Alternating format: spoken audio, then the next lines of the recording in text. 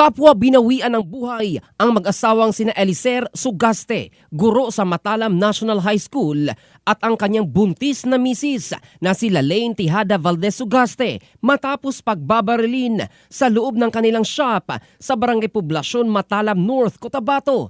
Ayon sa ulat ng pulisya, papasarado na sana ang shop nang dumating ang armadong sospek at humingi ng susi ng kanilang motor. Imiligay ng guro ang susi, ngunit pinagbabaril pa rin sila ng salarin.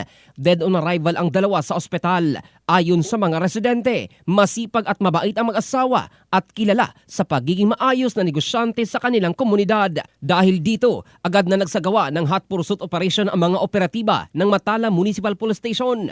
Sa gitna ng operasyon, nakasagupan ng mga otoridad ang isa sa mga pangunahing sospek na kinilalang si Alex Mamitel Mamad, residente rin ng naturang bayan. Ayon sa pulisya, nanlaban si Mamad kaya't napilitan ang mga pulis na gamitin ang dahas na nagresulta sa kanyang pagkamatay. Lumabas din sa investigasyon na si Mamad ay may dati lang kinakaharap na kasong frustrated homicide. Tinututukan ngayon ng mga otoridad kung may iba pang sangkot sa krimen at kung ano ang tunay na motibo sa likod ng pamamaril. Isa sa mga tinitingnang motibo ay carnapping o may mas malalim pang dahilan gaya ng personal na alitan o planadong pagpatay.